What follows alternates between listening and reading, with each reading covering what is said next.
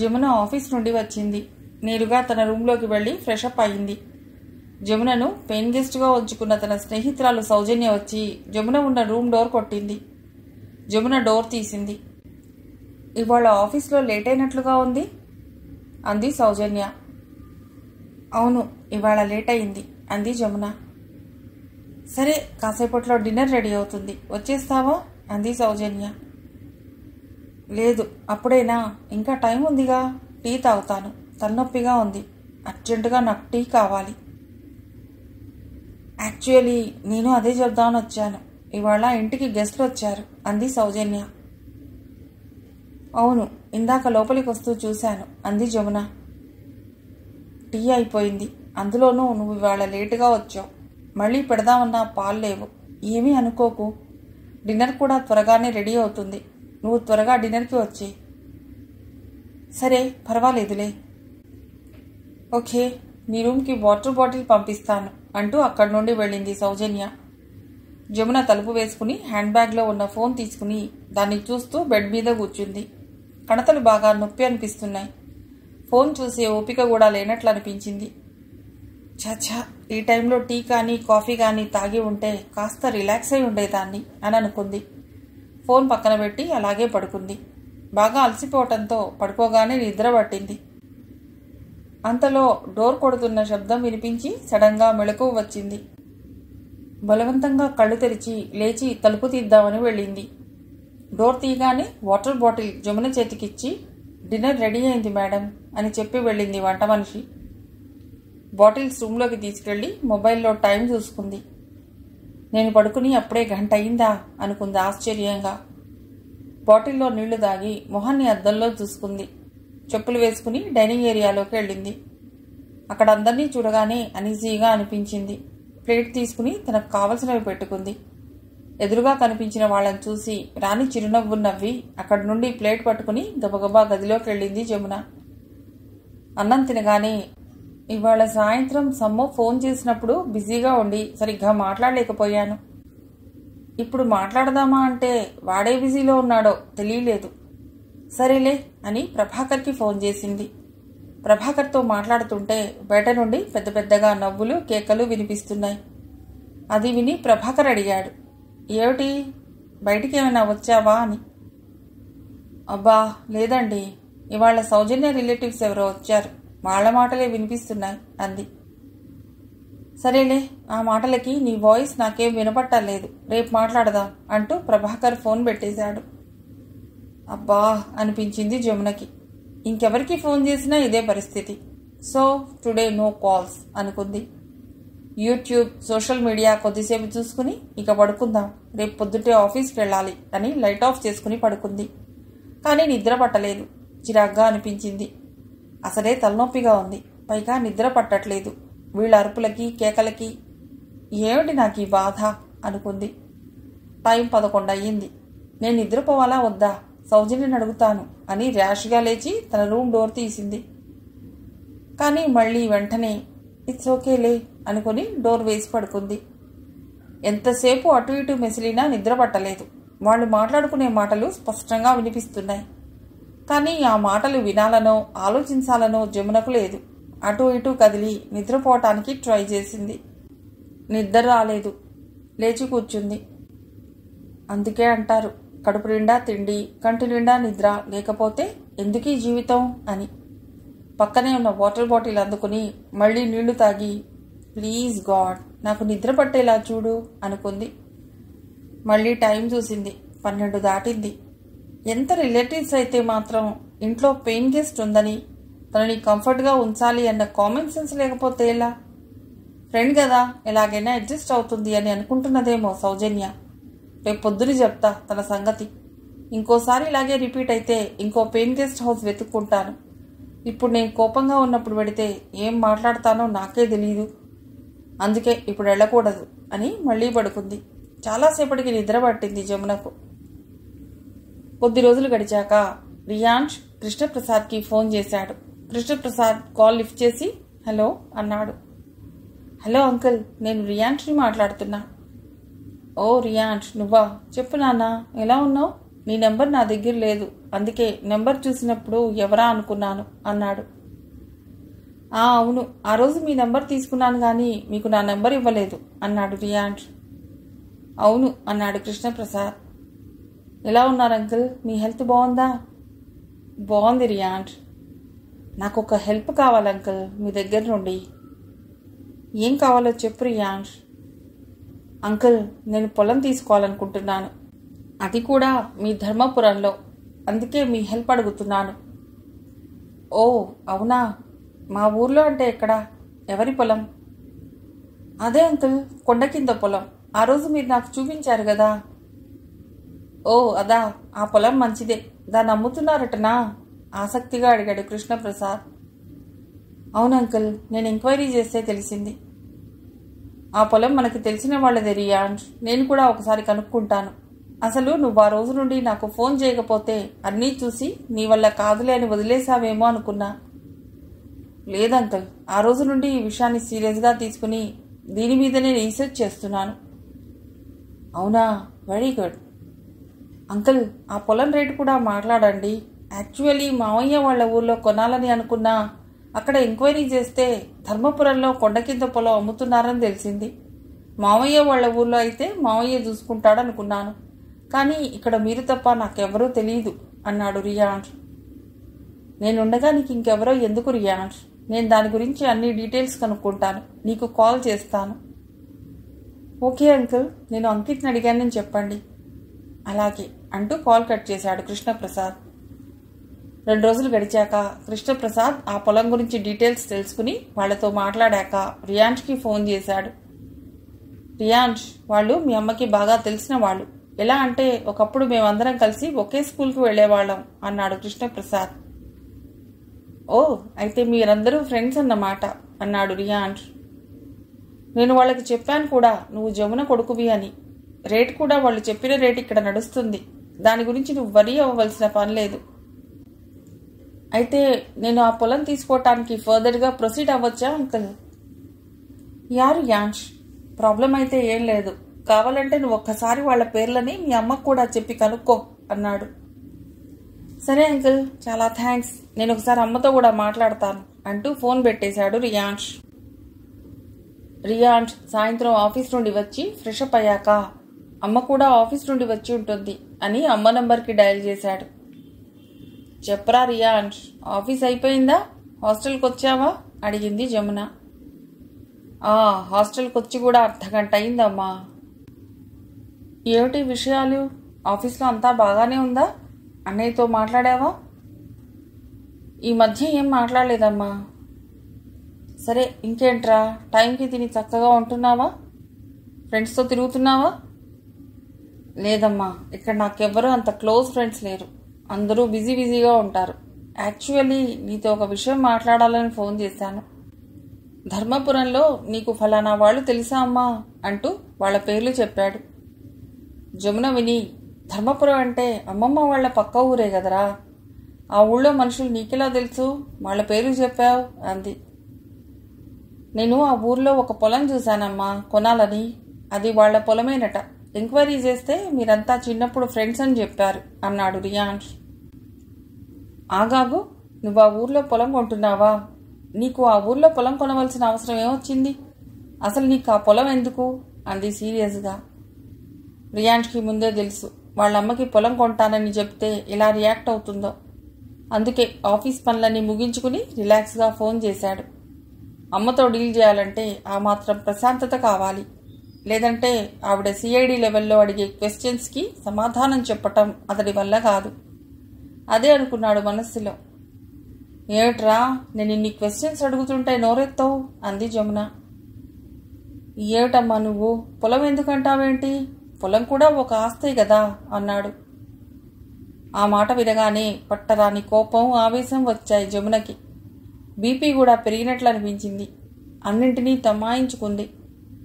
వీడితో ఇలా ర్యాష్గా మాట్లాడకూడదు అనుకుని మనసులోనే నంబర్స్ కౌంట్ చేసుకుంది. అలాగే 2 క్షణాలు ఊపిరి పీల్చుకుని, అది కాదు నాన్న, ఆస్తి అంటే నువ్వు ఇప్పుడు జాబ్ చేసే దగ్గరే ఏదైనా ఒక ఫ్లాట్ కొనుక్కో, నువ్వు హాస్టల్లో ఉండవలసిన పని ఉండదు, కావాలంటే హౌసింగ్ లోన్ తీసుకుందాం, అంటూ ప్రశాంతంగా చెప్పింది. అమ్మా, నేనొకటి చెప్తుంటే నువ్వు ఇంకొకటి చెప్తావేంటి అన్నాడు రియాన్ష్. అది కాదు రియాన్ష్, నేను ఇలాగా ఉద్యోగం చేసేవాళ్ళు ఎలా ఆలోచిస్తారో, ఎలా ఫ్యూచర్ ప్లాన్ చేసుకుంటారో అదే చెప్తున్నా. నువ్వే నీలాగా కాకుండా ఇంకేవేవో ఆలోచిస్తున్నావు అంది చాలా నెమ్మదిగా. నేను కూడా బాగానే ఆలోచిస్తున్నా, నువ్వే నన్ను సరిగ్గా అర్థం చేసుకోవటం లేదు అన్నాడు రియాన్ష్. ఎంత చెప్పినా వినవా రియాన్ష్? నేనేమైనా తప్పు చేస్తున్నానా అమ్మా వినటానికి? నువ్వు చేస్తున్నది మనకి తగిన పని కాదురా రియాన్ష్. నువ్వు ఒక ఎంప్లాయీ కుటుంబంలో పుట్టిన వాడివి. అయినా పొలం కొంటే తప్పు లేదు. మళ్ళీ అదే మాట. అసలు నువ్వు మతి ఉండే ఈ నిర్ణయం తీసుకున్నావా? నీ మాటలు వింటుంటే నేను పిచ్చిదాన్నయ్యేలా ఉన్నాను. నీతో నేను ఫోన్లో మాట్లాడను. నువ్వు వెంటనే ఇక్కడికి రా. మీ నాన్నగారు కూడా వస్తారు. నువ్వు మీ నాన్నగారు కలిసి డిసైడ్ అవ్వండి. ఏం చేయాలనుకుంటున్నారో, ఎలా ఉండాలనుకుంటున్నారో అంటూ కోపంగా ఫోన్ పెట్టేసింది. రియాన్ష్ మొబైల్ చెవి దగ్గర నుండి తీసి చూసుకున్నాడు. అమ్మను ఒప్పించడం అంటే అంత ఈజీ కాదు. ఇప్పుడు నాన్నగారికి ఫోన్ చేసి ఆయనకు కూడా క్లాస్ పీకుతుంది, ఆయన్ని కూడా ఇన్వాల్వ్ చేస్తుంది అని అనుకుంటూ ఉఫ్ అంటూ ఒక నిట్టూర్పు విడిచి ఇంకా టైం ఉంది కదా అనుకున్నాడు. కానీ రియాన్ష్ ఎక్కువ సమయం తీసుకోకుండానే వాళ్ళ అమ్మతో మాట్లాడాలని ఊరెళ్ళాడు. రియాన్ష్ వెళ్లేసరికి వాళ్ళ నాన్నగారు కూడా ఇంట్లో ఉన్నారు. ఈసారి జమున మాట్లాడకుండా ప్రభాకర్తో మాట్లాడించింది. ప్రభాకర్ రియాన్ష్తో, ఇది తెలివైన పని కాదేమో రియాన్ష్ అంటూ మాట్లాడటం మొదలెట్టాడు. అవును నాన్న, తెలివైన పని కాదు, గుడ్ ఇన్వెస్ట్మెంట్ అంతకన్నా కాదు, కానీ ఇది నాకు సంతృప్తిని ఇస్తుంది అన్నాడు. ఎలా ఇస్తుంది? అంత వచ్చేదే ఉంటే ఉన్న పొలం అమ్ముకుని ఆ డబ్బుతో ఇల్లెందుకు కట్టుకుంటుంది మీ అమ్మ? పొలంలో పుట్టి పొలంలో పెరిగిన మీ అమ్మకు తెలియదా పొలం అంటే ఏమిటో? అందులో ఎంత రిస్క్ ఉంటుందో. అందుకే అమ్మ చెప్పినట్టు విను. పొలం వద్దు, ఏం వద్దు. అయినా ఉద్యోగాలు చేసుకునే మనకెందుకు ఈ తలనొప్పులు అన్నాడు ప్రభాకర్. నేను వాళ్లకు మాట ఇచ్చాను నాన్న, పొలం కొనుక్కుంటానని. అయినా ఇది నేను ఎంతో ఇష్టపడి చేస్తున్న పని, తలనొప్పి కాదు. ప్లీజ్ నాన్న, కాదనకండి అన్నాడు రియాన్ష్. పక్కనే ఉన్న జమున, మాట ఇవ్వటానికి ఏముంది రియాన్ష్? రిజిస్ట్రేషన్ దాకా వెళ్ళినవి కూడా ఆగిపోయినవి ఉన్నాయి. ఇందులో నువ్వు మాట ఇచ్చాను తప్పితే ఎలా అని ఆలోచించవలసిన పని లేదు అంది. అమ్మా, అలా ఎలా మాట్లాడతావు? నాకు ఇష్టమని చెప్పినా వినవేమిటి అన్నాడు రియాన్ష్. జమున వస్తున్న కోపాన్ని తగ్గించుకుని, అది కాదు రియాన్ష్, చిన్నప్పుడు పిల్లలు స్కూల్కి వెళ్ళమంటే అమ్మ ఎందుకు అంత బలవంతంగా పంపిస్తుంది? వాళ్ళు స్కూల్కి వెడితేనే అన్నీ నేర్చుకుని ప్రయోజకులు అవుతారని. ఇప్పుడు నేను చెప్తున్నది కూడా అలాంటిదే. ఇది నువ్వు చేయవలసిన పని కాదు. కావాలంటే నువ్వు ఇల్లు వద్దంటున్నావు కాబట్టి సిటీలోనే ఏదైనా స్థలం కొనుక్కో. లేదంటే అన్నయ్యలాగా నువ్వు కూడా ఒక కార్ కొనుక్కో. ఇంకా ఎన్నో ఆప్షన్స్ ఉన్నాయి నువ్వు కొనాలంటే అంది నచ్చజెప్తూ. ఒక్క క్షణం నిశ్శబ్దం. ఆ నిశ్శబ్దాన్ని భరించలేకపోయింది జమున. ఎందుకో పనికిరాని ఆ పల్లెటూళ్ళలో పొలం కొని ఏం చేస్తావు? మమ్మల్ని బాధ పెట్టడానికి కాకపోతే అంటూ అరిచింది జమున. అమ్మా ప్లీజ్, అది నీకు పనికిరానిది కావచ్చు, నాకు చాలా అవసరం అన్నాడు రియాన్ష్ నిక్కచ్చిగా. మూర్ఖులకి ఎంత చెప్పినా వేస్ట్ అంటూ కోపంగా లేచి చీర కొంగు విదిలించి అక్కడి నుండి వెళ్ళింది జమున. ఆమె వెళ్ళాక, రియాన్ష్ నువ్వు ఎప్పుడూ ఇంతే, అసలు మీ అమ్మ ఆలోచనలకి నువ్వెప్పుడూ మ్యాచ్ అవ్వవు అన్నాడు ప్రభాకర్. ఏమో నాన్న, సమ్మో అన్నయ్యలాగా నేను ఉండలేను. అందుకే నేను నా డెసిషన్ తోటి అమ్మని ఎప్పుడూ బాధ పెడుతూనే ఉంటాను అన్నాడు. బాధ పెట్టడం అని కాదు రియాన్ష్, నువ్వు ఎక్కడన్నా తప్పటడుగు వేస్తావేమోనని మా భయం అన్నాడు ప్రభాకర్. అప్పుడు మీరందరూ ఉన్నారుగా నాన్న, నేను కూడా ఇలాంటివన్నీ ఇప్పుడే ట్రై చేయగలుగుతాను. ఆ తర్వాత ఉండే బాధ్యతలతోటి నేను ఇలాంటి ట్రయల్స్ ఏమీ చేయలేను. నిజంగా మీరిద్దరూ ఇంత వర్రీ అవ్వవలసిన తప్పు చేస్తున్నానా నాన్న నేను అడిగాడు రియాన్ష్. తప్పని కాదురా, డబ్బులు వేస్ట్ చేస్తున్నావేమోనని అన్నాడు ప్రభాకర్. నాకు నిజంగానే ఆ పొలం వల్ల ఇబ్బంది కానీ లాస్ కానీ అనిపిస్తే వెంటనే అమ్మేస్తానులే నాన్న. ముందైతే కొననివ్వండి. భూమి మీద పెట్టిన డబ్బు ఎప్పుడూ వృధా కాదని తాతయ్య అంటూ ఉంటారు అన్నాడు రియాన్ష్. నువ్వెప్పుడూ ఇంతే రియాన్స్. మీ అమ్మకి వ్యతిరేకంగా ఆలోచిస్తావు, నడుచుకుంటావు. కాలేజీలో ఉన్నప్పుడు కూడా అంతే. మీ అమ్మ ఒక కోర్స్ చెప్తే నువ్వు ఇంకో కోర్సులో జాయిన్ అయ్యేవాడివి అన్నాడు. ఏమో నాన్న, ఈ విషయం నువ్వే చెప్పాలి, నీకే వదిలేస్తున్నా అన్నాడు రియాన్స్. ప్రభాకర్ రియాన్స్ కళ్ళలోకి నవ్వుతూ చూసి తల ఊపి అక్కడి నుండి వెళ్ళాడు. నాన్న నవ్వు చూడగానే పొలం కొనటానికి నాన్న ఓకే అన్నట్లుగా అనిపించింది రియాన్స్కి. ప్రభాకర్ అప్పుడే లోపలికి వెళ్ళి, పోనీలే జమున, వాడికి నచ్చినట్లు చేసుకొని, అయినా వాడంత కాని పని ఏం చేస్తున్నాడు? నువ్వు నేను జీవితంలో అన్నీ కాంప్రమైజ్ అయ్యే చేస్తున్నావు. వాడినన్నా వాడికి నచ్చినట్లు ఉండని అన్నాడు ప్రభాకర్. మీరు మొదటి నుండి ఇలా ఉండబట్టే వాడలా వాడికి నచ్చినట్లు చేయడం నేర్చుకున్నాడు. సరే, వాడికి చెప్పండి ఆ డాక్యుమెంట్స్ అవి సరిగ్గా చూసుకుని చేసుకోమని. అందరూ మోసం చేసేవాళ్లే ఉంటారు, మనం జాగ్రత్తగా ఉండకపోతే అంది. ఆమె మాటల్ని రియాన్స్ విన్నాడు. అమ్మయ్యా, చిన్న గండం గట్టెక్కింది. ఇంకా ముందుంది పెద్ద గండం. ఆ దెబ్బతో మా అమ్మ నాతో మాట్లాడటం మానేస్తుందో ఏమో, కానీ అమ్మ బాధపడకుండా చాలా జాగ్రత్తగా హ్యాండిల్ చేయాలి నేను అని అనుకున్నాడు రియాన్స్.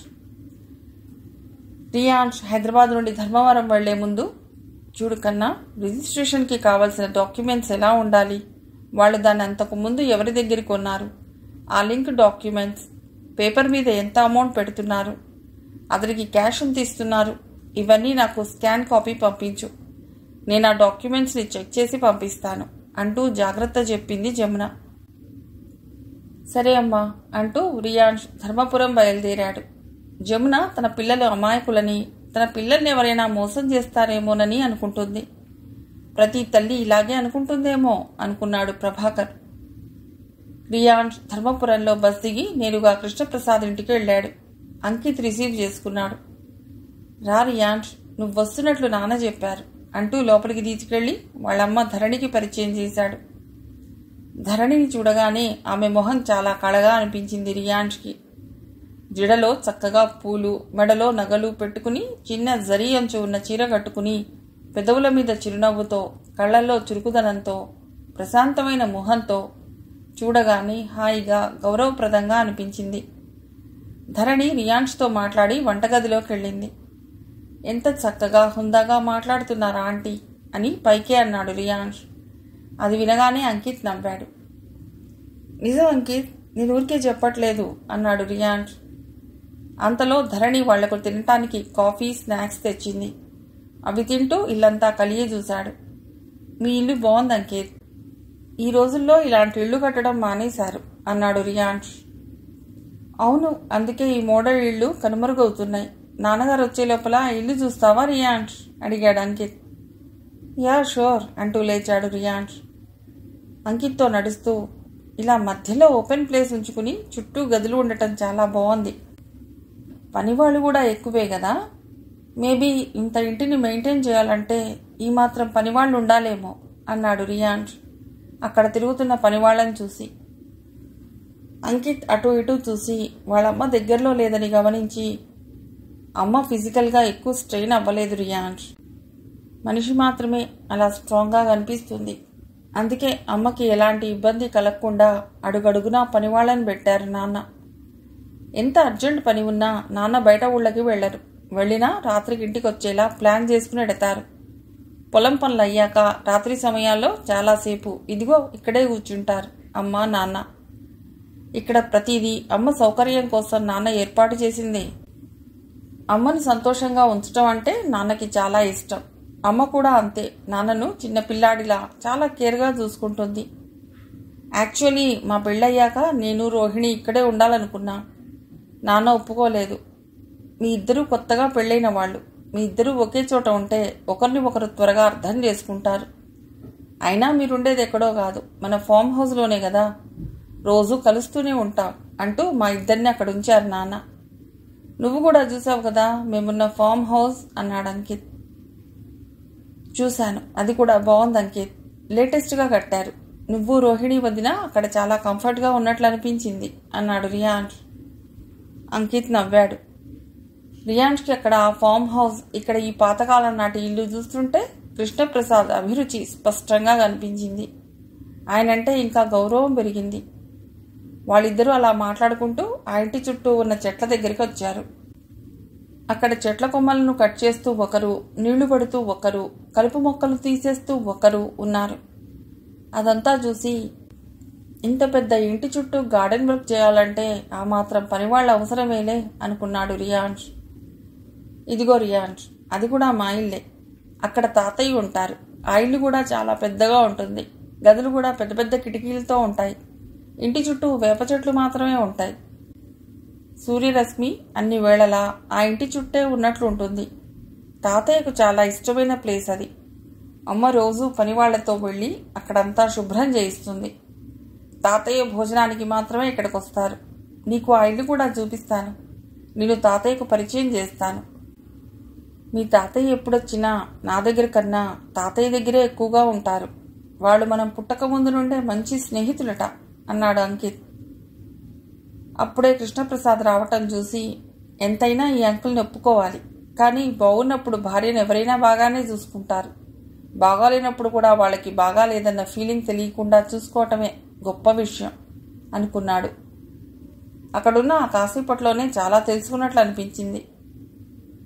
రియాన్స్, నువ్వు ఫోన్ చేసినప్పుడు నేను వేరే పనిలో ఉన్నాను. అక్కడ లేట్ అయింది అన్నాడు కృష్ణప్రసాద్.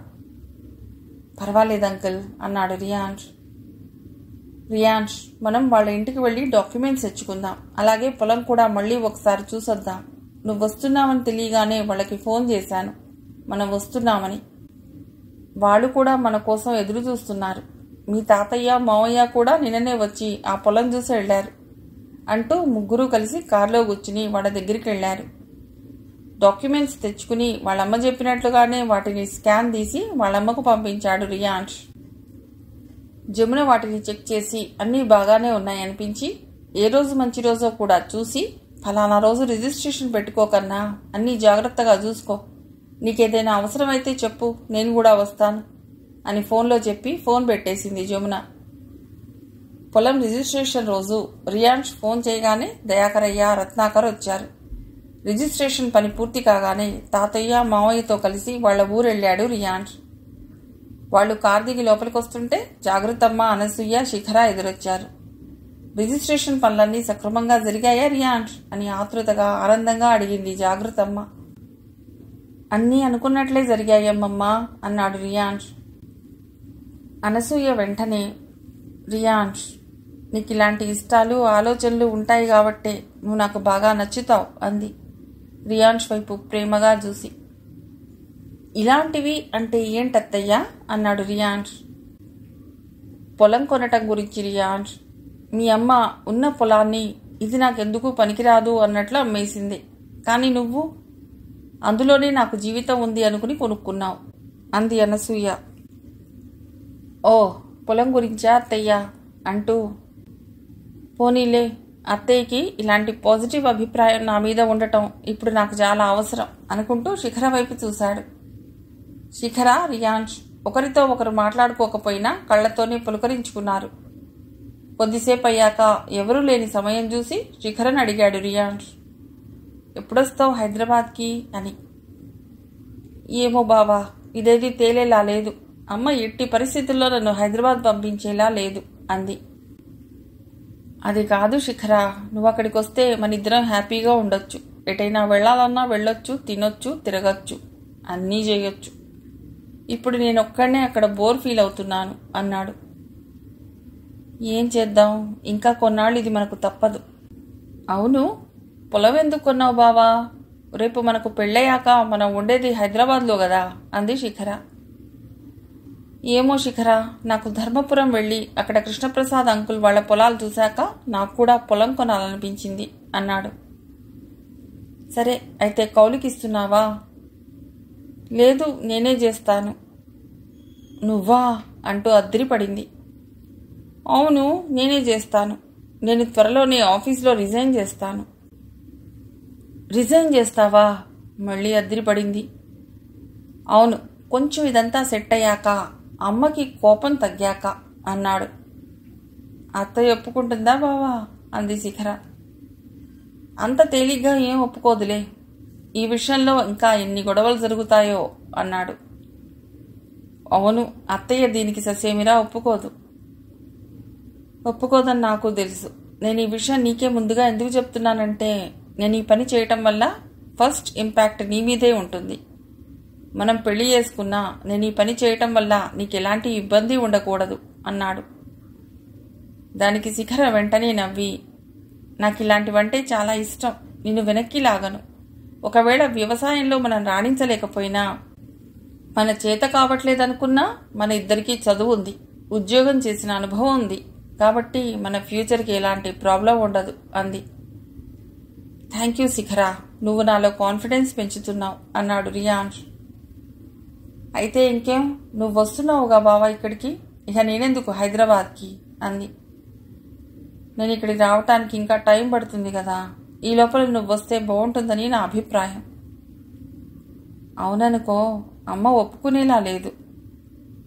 సరే అయితే ఇక్కడికి ఎవరో ఒకరు వచ్చి మనల్ని చూడకముందే మనం ఇక్కడి నుండి వెడదాం అంటూ ఎవరికి వాళ్లు వేరువేరుగా చెరొక వైపు వెళ్లారు.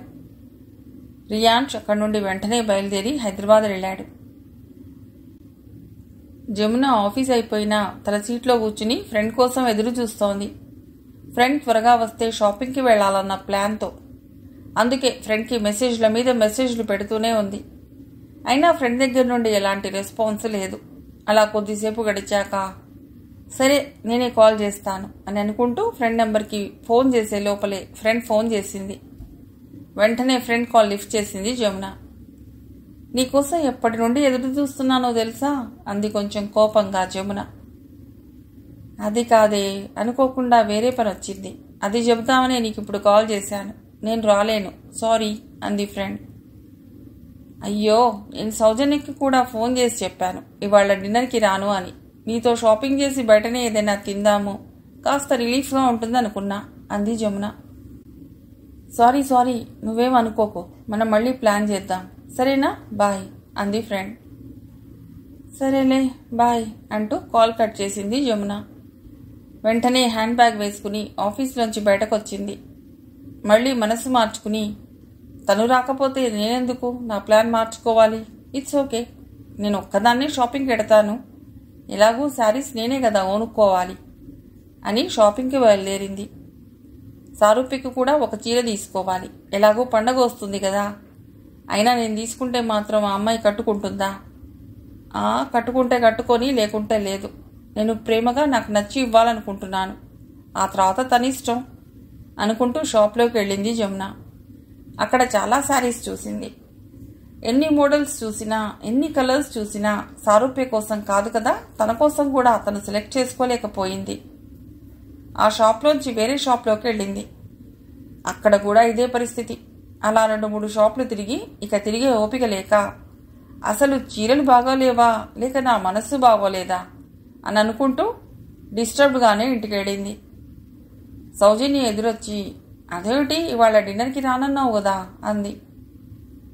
అయ్యో, నీకు ఫోన్ చేద్దాం అనుకుంటూనే మర్చిపోయాను సౌజీ, అనుకున్న ప్లాన్ మారింది, అందుకే బయట డిన్నర్ చేయలేదు అంది జమున.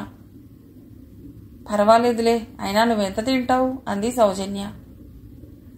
నో, ఈరోజు నేను ఫ్రూట్స్తో పాలతో అడ్జస్ట్ అవుతాను అంది మొహమాటంగా జమున. లేదు, మన కుక్ ఇంకా ఇంటికి వెళ్ళలేదు, నేను చెప్తే వండేసి ఎడుతుందిలే అంటూ కిచెన్లోకి వెళ్ళింది సౌజన్య. జమున తన గదిలోకి వెళ్ళి హ్యాండ్ బ్యాగ్ని విసిరేసి, ఏంటో అనుకున్న పని ఒక్కటి కాలేదు, పైగా ఈ సంజాయిషీలు ఇచ్చుకోవటాలు విసుగ్గా సిగ్గుగా ఉంది అని మొహం గడుక్కుని వచ్చి కూర్చుంది. అయినా నేను ఎందుకింత చికాకు పడుతున్నాను, ఇప్పుడేమైందని, కామ్ డౌన్ అని మనసులో అనుకుని గట్టిగా ఊపిరి పీల్చుకుంది. అప్పుడే సమ్మోహన్ ఫోన్ చేసి, మమ్మీ నీకో గుడ్ న్యూస్ అన్నాడు. అసలే చికాగ్గా ఉన్న జమున గుడ్ న్యూస్ అన్న పదం వినగానే సంతోషంగా, చెప్పు సమ్మో, ఏంటా గుడ్ న్యూస్ అంది. నేను మా ఆఫీస్ తరపున అమెరికా వెడుతున్నా మమ్మీ, ప్రాసెస్ మొత్తం కంప్లీట్ అయ్యింది అన్నాడు. జమున మనసంతా సంతోషంతో నిండింది. నేను కోరుకున్నది ఇదే, ఇన్ని రోజులు నేను కన్న కల కూడా ఇదే, కానీ నా కల ఇంత త్వరగా తీరుతుందనుకోలేదు. ఆఫీస్లో అందరూ తమ పిల్లలు స్టేట్స్లో ఉన్నారని గొప్పగా చెప్తుంటే విని మౌనంగా ఉన్నానే గాని, మనసులో మాత్రం నా పిల్లలు ఎప్పుడు పెడతారు స్టేట్స్కి అని అనుకోని రోజు లేదు. అమ్మయ్య, నా పెద్ద కొడుకు సమ్మో నేను ఊహించినట్లే ఎదిగాడు, స్టేట్స్కి వెళుతున్నాడు. రేపు ఆఫీస్కి వెళ్ళేటప్పుడు స్వీట్స్ తీసుకెళ్ళాలి. ఆ విషయం అందరికీ చెప్పాలి అని అనుకుంది. ఆనందం ఎక్కువై జమున కళ్ళు ఆనంద భాష్పాలతో తడిశాయి. ఏటి మమ్మీ మాట్లాడవు? నేను బయటికి వెళ్ళటం నీకు ఇష్టం లేదా? అందుకేనా అలా ఉన్నావు అన్నాడు సమ్మోహన్. ఆ సంతోషంలో జమునకి మాటలు రావటం లేదు. అయ్యో మమ్మీ, నేను వెళ్ళినా నువ్వేం కంగారు పడవలసిన పని లేదు. ఇక్కడ ఉన్నట్లే రోజూ నీకు వీడియో కాల్లో కనిపిస్తాను. ఇప్పటిలాగే రోజూ కాల్ చేసి మాట్లాడతాను అన్నాడు. కొద్ది క్షణాలు నిశ్శబ్దంగా గడిచాయి. నన్ను నమ్మట్లేదా? చెప్పు మమ్మీ, నీకు సంతోషంగా లేదా నేను అమెరికా వెళ్ళటం అన్నాడు సమ్మోహన్. ఆమె తేరుపుని మతిపోతోందిరా సంతోషంతో. నువ్వు అమెరికా వెళ్ళటమే కదా సమ్మో నాకు కావాల్సింది. ఎంత మంచి న్యూస్ చెప్పావు. కంగ్రాట్స్ సమ్మో. ఒక్క మాటలో చెప్పాలంటే నా జన్మ ధన్యమైందిరా. ఉండు, ఇప్పుడే మీ నాన్నగారికి ఫోన్ చేసి చెప్తాను. ఆయన ఇంకెంత సంతోషపడతారో అంటూ కొడుకు కాల్ కట్ చేసి వెంటనే ప్రభాకర్కి ఫోన్ చేసింది జమున. ఆయన ఆమె కాల్ లిఫ్ట్ చేయలేదు. మళ్ళీ చేసింది. అలా చేస్తూనే ఉంది. అప్పుడు లిఫ్ట్ చేశాడు ప్రభాకర్. చెప్పు జమున అన్నాడు. ఏమండి అంటూ విషయం చెప్పకుండా చాలా ఎగ్జైట్ అయింది జమున. ఆయనకు అది ఇంకో రకంగా అర్థమై, నేను ఈ వీక్ కూడా నీ దగ్గరికి రావటం లేదు జమున. నువ్వు మీ ఫ్రెండ్ దగ్గరే ఉండు. నేను వస్తున్నానని ముందే మన ఇంటికి వెళతావేమో. వెళ్లకు. నేను లేకుండా ఒక్కదానివే అక్కడ ఇబ్బంది పడతావు అనవసరంగా అన్నాడు. అది కాదండి అంటూ సమ్మోహన్ గురించి చెప్పబోయింది. ఆయనదేం పట్టించుకోకుండా, వచ్చే ముందు నేనే నీకు కాల్ చేస్తాను జమున, నువ్వేం టెన్షన్ పడకు. ఆఫీస్లో త్వరగా కంప్లీట్ చేయవలసిన వర్క్ కొంచెం ఉంది, అందుకే రావట్లేదు. ప్లీజ్ అర్థం చేసుకో, నేను తర్వాత కాల్ చేస్తాను అంటూ కాల్ కట్ చేశాడు ప్రభాకర్. నువ్వెలా ఉన్నావు అని కానీ, నేను ఇలా ఉన్నాను అని కానీ ప్రభాకర్ మాట్లాడలేదు. నిజంగానే ప్రభాకర్ కంప్లీట్ చేయవలసిన ఆఫీస్ వర్క్ ఏమీ లేదు. వీకెండ్ పేరుతో జమున దగ్గరికి వెళ్ళి జమున చేసిన వంట తినలేకపోతున్నాడు. అందుకే జాగ్రత్తమ్మ వెళ్ళాక జమున దగ్గరికి వెళ్ళటం చాలా వరకు తగ్గించాడు. అదీగాక ఒక్కరోజు కోసం అటు ఇటు తిరగలేకపోతున్నాడు. అందుకే విషయం ఉన్నా లేకున్నా ఫోన్ చేసి జమునతో రోజూ మాట్లాడుతుంటాడు. మాటల్లో ఒకరోజు అడిగాడు, జమున, నువ్వు జాబ్ మానేస్తే మన ఇద్దరం ఒక చోట ఉండొచ్చు. ఇప్పుడు ఈ వయసులో నువ్వక్కడా నేనిక్కడ ఎందుకు అని. ఆమె ఒప్పుకోలేదు. నేను ఈ జాబ్ ఎంత కష్టపడి సంపాదించుకున్నానో నాకు తెలుసు. పైగా జాబ్ చేయకుండా ఇంట్లో ఉండాలంటే నేను ఉండలేను. కావాలంటే మీరు మానేయండి జాబ్ అంది. ఆమె నిర్ణయం చాలా గట్టిగా ఉండటంతో ఇంకెప్పుడూ అలా అడగలేదు. ఎలాగో బయట తిండికి అలవాటు పట్టడం వల్ల ప్రభాకర్కి ఇప్పుడు అదే కంఫర్టబుల్గా ఉంది. జమున విషయం చెప్పకముందే కాల్ కట్ కావటంతో ఈసారి ప్రభాకర్కి ఫోన్ చేయకుండా మెసేజ్ పెట్టింది, సమ్మోహన్ అమెరికా వెడుతున్నట్లు. అది చూడగానే ప్రభాకర్ జమునకు ఫోన్ చేశాడు. జమున ఆతృతగా ఫోన్ లిఫ్ట్ చేసి, నేను చెప్పిన మాట వినేదాకా ఆగకుండానే ఫోన్ కట్ చేశారెందుకు? మన సమ్మోహన్ అమెరికా వెడుతున్నాడని నాకు ఫోన్ చేసి చెప్పగానే వాడి ఫోన్ కట్ చేసి మీకు ఫోన్ చేశాను. ఇప్పుడు నాకు ఎంత ఆనందంగా ఉందో తెలుసా అంది. తెలుస్తోందిలే జమున, నీ గొంతు వింటుంటే. నువ్వే కాదు, నేను కూడా చాలా ఆనందంగా ఉన్నాను. ఆఫీస్లో ఇది రేపు నా కొలీగ్స్కి చెబితే ఎంత అభినందిస్తారో నన్ను. అది ఊహించుకుంటేనే చాలా ప్రౌడ్గా ఉంది నాకు. ఎలాగైతేనే మన కలలు నిజం చేశాడు మన సమ్మో అన్నాడు ప్రభాకర్. ఆ రాత్రి వాళ్ళిద్దరూ సమ్మోహన్ గురించి చాలాసేపు మాట్లాడుకున్నారు. మిగిలిన కథ తర్వాతి భాగంలో.